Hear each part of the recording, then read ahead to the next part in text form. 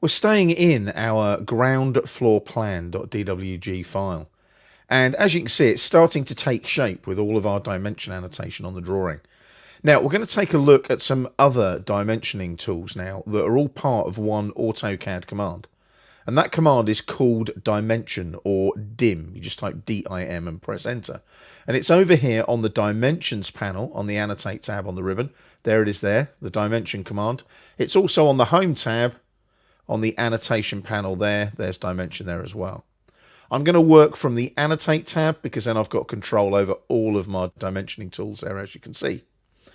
Now, I'm going to zoom in on this lower right corner of the drawing like so. And you can see there's our porch, there's our columns. These green circles are columns. And I need to dimension off of this arc length dimension to the end of this green polyline here. Now, what I'm going to do is I'm going to go to the dimension command and click on it and come into the drawing area. And as I hover over that, it automatically knows that it's an aligned dimension.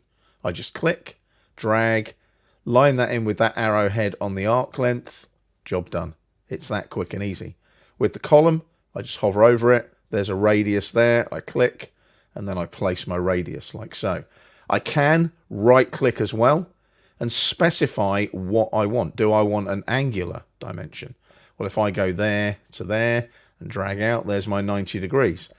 It's that quick and easy. AutoCAD kind of knows what dimension you're going to use. It's a very, very useful tool.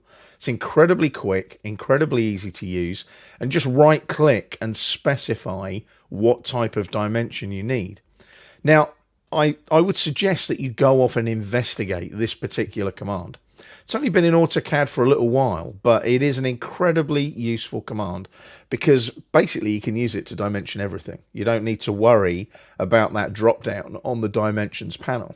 If I hit escape a couple of times just to cancel, you don't need to worry about this anymore. You just go to dimension and hover over the objects.